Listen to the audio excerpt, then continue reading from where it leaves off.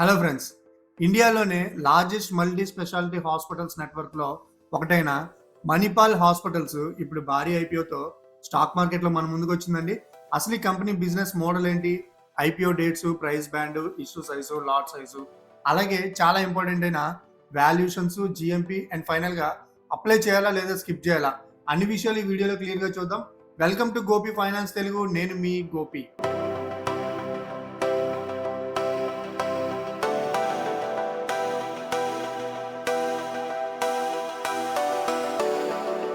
ముందుగా వచ్చిన డిస్క్లైమర్ అండి. ఈ video education and information purpose మాత్రమే. అప్లై చేయమని లేదా స్కిప్ చేయమని అడ్వైజరీ అయితే కాదు. ఫస్ట్ ఆఫ్ ఆల్ ఈ ఐపీఓ మెయిన్ డీటెయిల్స్ మనం చెక్ చేసుకున్నట్లయితే ఈ ఐపీఓ మనకి జూలై 29th వెడ్నెస్డే ఓపెన్ అయ్యి జూలై 31st ఫ్రైడే మనకి క్లోజ్ అవుతుందండి. అంటే 29th మార్కెట్ ఓపెన్ అయినప్పటి నుంచి 31st మార్కెట్ క్లోజ్ అయ్యేంత వరకు ఎప్పుడైనా జాగ్రత్తగా చూసి మనం అప్లై చేయొచ్చు అనమాట. ఇక allotment date expected August 3rd అయితే ఇచ్చారండి. ఎస్, మనం అదే ఎక్స్పెక్ట్ చేయొచ్చు. అలాగే August 4th refunds and credits అనేవి జరుగుతాయి. August 5th మనకి లిస్టింగ్ డేట్ గా ఇచ్చారు.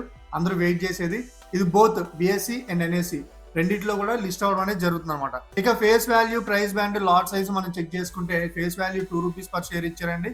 ప్రైస్ బ్యాండ్ 560 రూపీస్ నుంచి 590 రూపీస్ వరకు ఉంది. ఒక లాట్ లో 25 షేర్స్ అయితే ఉన్నాయండి. టోటల్ ఇష్యూ సైజ్ అప్రాక్సిమేట్లీ మనకి 9,275.21 crores ఆఫ్ రూపీస్ అండి. చాలా పెద్ద మొత్తంలోనే ఇచ్చారనమాట. ఇక ఇందులో ఈ మొత్తం ఓవరాల్ టోటల్ ఇష్యూలో ఫ్రెష్ ఇష్యూకి 8,000 crores అయితే వీళ్ళు అలొకేట్ చేయడం జరిగింది.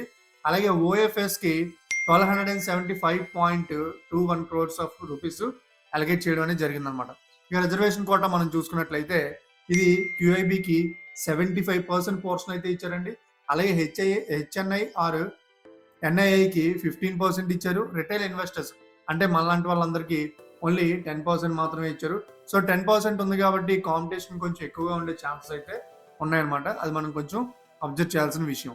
ఇక కంపెనీ బిజినెస్ మోడల్ చూస్తే ఈ కంపెనీ ఏం చేస్తుందంటే ఈ కంపెనీ మణిపాల్ హాస్పిటల్స్ అనే బ్రాండ్ పేరుతో మల్టీ స్పెషాలిటీ హాస్పిటల్స్ ని ఆపరేట్ చేస్తుంది అనమాట.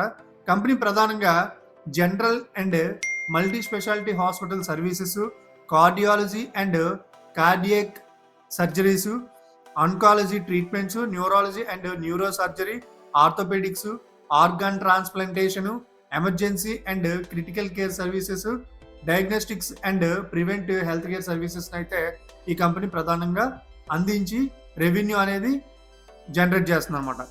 సెప్టెంబర్ 2025 నాటికి ఈ కంపెనీ 38 హాస్పిటల్స్తో అప్రాక్సిమేట్లీ 10,761 లైసెన్స్డ్ బెడ్స్ ని ఆపరేట్ చేసింది. సయ్యద్రి హాస్పిటల్స్ అక్విజిషన్ ను ప్రో ఫోమా బేసిస్ లో ఇంక్లూడ్ చేస్తే నెట్వర్క్ 48 హాస్పిటల్స్ 12,367 బెడ్స్ వరకు పెరుగుతుంది అనమాట. సింపుల్ గా చెప్పాలంటే పేషెంట్స్ కి మెడికల్ ట్రీట్మెంట్ అందించడం ద్వారా రెవెన్యూ అర్న్ చేస్తుంది. అలాగే హాస్పిటల్ ఆక్యుపెన్సీ పెరిగితే రెవెన్యూ మరియు మార్జిన్స్ ఇంప్రూవ్ అయ్యే అవకాశం కూడా ఉందన్నమాట. Advanced surgeries, critical care, oncology వంటి హై వాల్యూ ట్రీట్మెంట్స్ కంపెనీకి బెటర్ రియలైజేషన్ అయితే తీసుకురావచ్చు. అలాగే మణిపాల్ హాస్పిటల్స్ కి బెంగళూరు, కలకత్తా, పూణేతో పాటు డిఫరెంట్ రీజియన్స్ లో డైవర్సిఫైడ్ ప్రెజెన్స్ ఉండడం కూడా ఒక ఇంపార్టెంట్ అడ్వాంటేజ్ అనమాట. ఇక ఈ కంపెనీ ఫైనాన్షియల్ డీటెయిల్స్ మనం చెక్ చేసుకున్నట్లయితే ఫైనాన్షియల్ ఇయర్ 2023లో రెవెన్యూ అప్రాక్సిమేట్లీ 4,839.6 crores రూపీస్ అయితే ఉందండి.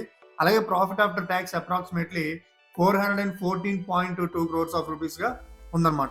2024లో revenue approximately 6,171.63 crores of rupees గా ఉంటే profit after tax approximately 1,776.6 crores of rupees గా ఉందన్నమాట. 2025లో revenue approximately 8,242.2 crores of rupees ఉంటే profit after tax approximately 1,081.6 crores of rupees గా ఉందండి. అలాగే ఫస్ట్ హాఫ్ 2026 చూసుకుంటే revenue approximately 4,713 crores of rupees ఉంటే profit after tax approximately 571.8 crores of rupees అయితే ఉందన్నమాట. యాన్యువలైజ్డ్ 2026 నెంబర్స్ మనం కన్సిడర్ చేసాం అనుకోండి, రెవెన్యూ అప్రాక్సిమేట్లీ 9,426 crores ఉండొచ్చు. Profit after tax approximately 1,144 crores of range లో అయితే మనకి ఉండొచ్చు అనమాట. అంటే 23 నుంచి 25 మధ్య రెవెన్యూ అరౌండ్ 70% పెరిగిందండి. ప్రాఫిట్ 2 టైమ్స్ కంటే ఎక్కువ పెరిగింది. అలాగే ఈబిఐటిడిఏ మార్జిన్ కూడా అరౌండ్ 28.7% రేంజ్లో అయితే మనకి కనిపిస్తుంది అనమాట. ఓవరాల్గా కంపెనీ ఫైనాన్షియల్ గ్రోత్ అయితే చాలా స్ట్రాంగ్గా ఉందండి. కానీ ఇందులో అక్వైజేషన్ కాంట్రిబ్యూషన్ కూడా ఉండొచ్చు. కాబట్టి ఆర్గానిక్ గ్రోత్ ఎంత, అక్వైజేషన్ లెడ్ గ్రోత్ ఎంత అనేది ఇన్వెస్టర్స్గా మనం అబ్జర్వ్ చేయాల్సిన విషయం అనమాట. ఇక ఈ ఐపీఓలో అప్లై చేయాలంటే మనం మినిమం ఎంత ఇన్వెస్ట్ చేయాల్సి ఉంటుంది? మనం అప్పర్ బ్యాండ్ 590 రూపీస్ అనుకున్నాం కదండి. సో ఒక లాట్లో 25 షేర్స్ ఉన్నాయి కాబట్టి 590 రూపీస్ ఇంటూ 25 షేర్స్ తీసుకుంటే మనం ఓవరాల్గా మినిమమ్ 14,750 రూపీస్ అయితే ఇన్వెస్ట్ చేయాల్సి ఉంటుంది అనమాట. అందుకే ఈ ఐపీఓ ద్వారా కలెక్ట్ చేసిన మనీని ఎక్కడ యూజ్ చేస్తున్నారు? వీళ్ళు ఈ ఐపీఓ ద్వారా ఫ్రెష్ ఇష్యూకి 8,000 crores ఆఫ్ రూపీస్ మనీ అయితే అలొకేట్ చేశారు. ఆ 8,000ని వీళ్ళు ఎక్కడెక్కడ యూజ్ చేస్తున్నారంటే ఆల్రెడీ అంటే existing borrowing repayments or prepayments కోసం కొంత అమౌంట్ అయితే యూజ్ చేస్తున్నారండి. అలాగే సయ్యద్రి హాస్పిటల్స్లో మైనారిటీ స్టాక్స్ యాక్విజిషన్ కోసం కొంత అమౌంట్ని, అలాగే రిమైనింగ్ కొంత అమౌంట్ని జనరల్ కార్పొరేట్ పర్పస్ కోసం అయితే వీళ్ళు యూజ్ చేయడం జరుగుతుంది అనమాట. ఈ ఐపీఓలో ఫ్రెష్ ఇష్యూ పోర్షన్ అయితే చాలా పెద్దండి. అంటే ఐపీఓ మనీలో major portion company balance sheet strengthen చేయడానికి, అలాగే హెల్త్ కేర్ నెట్వర్క్ ఎక్స్పాన్షన్కి యూజ్ అయ్యే అవకాశం చాలా ఎక్కువ ఉందన్నమాట. ఇక డెప్ట్ రీపేమెంట్ జరిగితే మనకి ఆబ్వియస్లీ ఇంట్రెస్ట్ కాస్ట్ తగ్గొచ్చు, ఫ్యూచర్ ప్రాఫిటబిలిటీ అయ్యే ఛాన్సెస్ ఎక్కువ ఉన్నాయి, అలాగే బ్యాలెన్స్ షీట్ కూడా హెల్దియర్గా చేంజ్ అయ్యే ఛాన్సెస్ ఉన్నాయన్నమాట. ఇక చాలా ఇంపార్టెంట్ అయిన వాల్యుయేషన్ మ్యాట్రిక్స్ మనం చెక్ చేసుకున్నట్లయితే upper band 590 rupees and post issue share count ఆధారంగా company estimated post IPO market capitalization approximately 77,600 crores of rupees రేంజ్లో అయితే ఉంటుందండి. Post issue share approximately 131.54 crores of రూపీస్గా ఉండొచ్చు అనమాట. అలాగే ఇందులో పిఈ రేషియో మనం చెక్ చేసుకున్నట్లయితే 2025 ప్రాఫిట్ ఆఫ్టర్ ట్యాక్స్ 1,081.6 crores బేసిస్లో చూసుకుంటే మనకి పిఈ రేషియో అప్రాక్సిమేట్లీ 72 టైమ్స్ ఉందండి. అలాగే annualised financial year 2026 profit after tax చూసుకుంటే 1,143.7 crores బేసిస్లో మనం చెక్ చేసుకున్నాం అనుకోండి, పిఈ రేషియో అప్రాక్సిమేట్లీ ఇది 68 టైమ్స్ అయితే ఉందండి. అంటే కంపెనీ వాల్యుయేషన్స్ రఫ్లీ 68 నుంచి 72 టైమ్స్ ఎర్నింగ్ రేంజ్లో అయితే ఉందండి. చాలా మంచిదని మనం మాట్లాడుకోవచ్చు.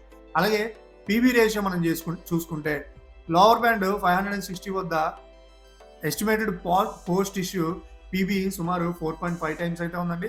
అలాగే 590 రూపీస్ వద్ద పీబీ సుమారు 4.7 టైమ్స్ దగ్గర అయితే ఉందన్నమాట. ఇక పీర్ కంపారిజన్ చూసుకుంటే మణిపాల్ హెల్త్కి మేజర్ లిస్టెడ్ పీర్స్ ఎవరంటే Apollo hospital enterprises, Max health institutions, Fortis health care, global health, అలాగే నారాయణ హృదయాలయ హెల్త్, ఇవన్నీ పీర్ కంపెనీస్గా మనం చూసుకోవచ్చండి. ఈ హాస్పిటల్ సెక్టర్ కంపెనీస్ సాధారణంగా growth potential, bed expansion, occupancy, ARPOB మరియు స్ట్రాంగ్ మార్జిన్స్ కారణంగా ప్రీమియం వాల్యుయేషన్స్లో అయితే ట్రేడ్ అవుతాయి అనమాట. అయితే మణిపాల్ హెల్త్ అప్రాక్సిమేట్లీ 68 నుంచి 72 టైమ్స్ ఎర్నింగ్స్ వద్ద వస్తూ ఉండడం వల్ల వాల్యుయేషన్ చీప్ అయితే మాత్రం కాదండి. ఫస్ట్ ఆఫ్ ఆల్ ఇది చీప్గా అయితే మాత్రం కనిపించట్లేదు.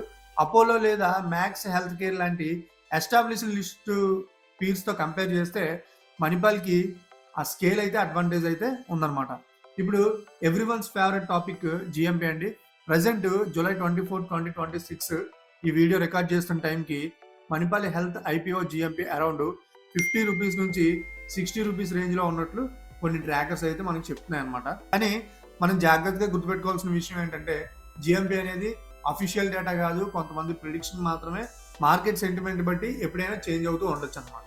సో ఇప్పుడు ఈ కంపెనీలో ఈ ఐపీఓలో అప్లై చేయడానికి ఏమైనా పాజిటివ్ పాయింట్స్ ఉన్నాయా? ఎస్, కొన్ని పాజిటివ్ పాయింట్స్ ఉన్నాయండి. ఏంటంటే అవి ఇండియాలో లార్జెస్ట్ మల్టీ స్పెషాలిటీ హాస్పిటల్ నెట్వర్క్లో ఈ మణిపాల్ హెల్త్ కూడా ఒకటనమాట. అలాగే strong Manipal hospital brand recognition అయితే ఉంది. రెవెన్యూ అండ్ ప్రాఫిట్ గ్రోత్ కూడా చాలా పాజిటివ్గా ఉన్నాయి. బెంగళూరు, కోల్కతా, పూణేతో పాటు డైవర్సిఫైడ్ జియోగ్రఫికల్ ప్రెజెన్స్ అయితే ఉందండి. Advanced territory and quaternary health care సెగ్మెంట్లో ప్రెజెన్స్ అయితే ఉంది.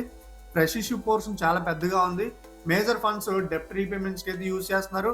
డెప్ట్ రీపేమెంట్స్ తర్వాత ఇంట్రెస్ట్ కాస్ట్ తగ్గి ప్రాఫిటబిలిటీ ఇంప్రూవ్ అయ్యే అవకాశం కూడా చాలా ఎక్కువ ఉందండి. హెల్త్ కేర్ డిమాండ్ లాంగ్ టర్మ్లో స్ట్రక్చరల్ గ్రోత్ సెక్టర్గా ఉండొచ్చు.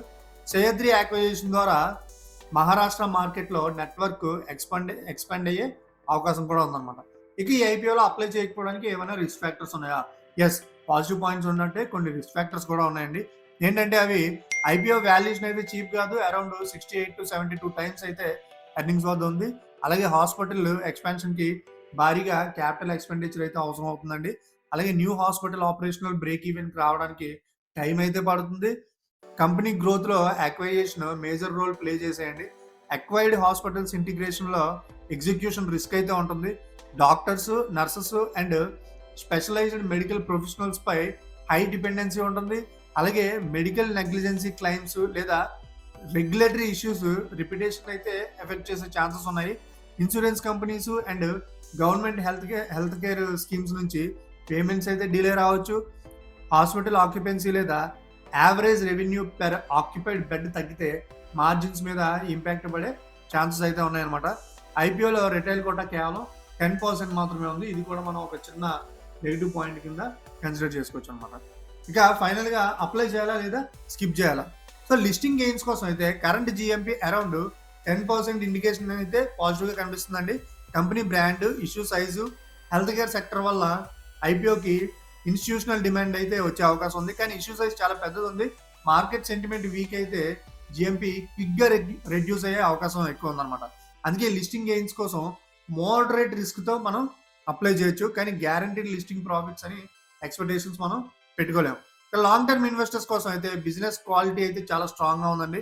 Large hospital network, strong revenue growth, improving profits, డెప్ట్ repayments plan, health care sector growth opportunity ఉన్నాయి. ఇలాంటి పాజిటివ్స్ అన్నీ ఉన్నాయి ఇందులో. కానీ వాల్యుయేషన్స్ అప్రాక్సిమేట్లీ 68-72 టైమ్స్ ఎర్నింగ్స్ వద్ద ఉండడం వల్ల ఇన్వెస్టర్స్ ఆల్రెడీ ప్రీమియం ప్రైస్ అయితే పే చేస్తున్నారని మనం మాట్లాడుకోవచ్చు అనమాట. అందుకే long term investors selective apply approach అయితే కన్సిడర్ చేయొచ్చు. ఇంకా సింపుల్గా నా కన్క్లూజన్ చెప్పాలంటే Manipal health enterprises business model అయితే స్ట్రాంగ్గా ఉందండి. కంపెనీ స్కేల్ కూడా చాలా పెద్దది. రెవెన్యూ అండ్ ప్రాఫిట్స్ మంచి గ్రోత్ చూపిస్తున్నాయి. ఐపీఓ మనీలో మేజర్ పోర్షన్ డెప్ట్ రీపేమెంట్స్కి యూజ్ చేస్తున్నారు. కానీ వాల్యుయేషన్ అయితే చీప్ కాదు. ఐపీఓ సైజ్ కూడా చాలా పెద్దగా ఉంది. అందుకే కరెంట్ డీటెయిల్స్ ప్రకారం ఐపీఓని సెలెక్టివ్ అప్లై కేటగిరీలో ఉంచుకోండి. లిస్టింగ్ గెయిన్స్ కోసం మోడరేట్ అప్లికేషన్ని కన్సిడర్ చేయొచ్చు. లాంగ్ టర్మ్ కోసం అయితే వాల్యుయేషన్స్, డెప్ట్ reduction and post listing quarterly performance చూసి డెసిషన్ని తీసుకోవడం బెటర్. ఇలా మీ రిస్క్ యాప్టిట్యూడ్ బట్టి ఈ ఐపీఓలో అప్లై చేయాలా లేదా అని ఒక స్మార్ట్ డెసిషన్ అయితే తీసుకోండి. ఎందుకు మీరు అప్లై చేస్తున్నారో లేదో సరదాగా మనతో కామెంట్లో పంచుకోండి. ఇక ఈ వీడియో మీకు నచ్చినట్లయితే లైక్ చేయండి, షేర్ చేయండి and don't forget to subscribe Gopi finance Telugu. నేను మీ గోపి, సైనింగ్ ఆఫ్.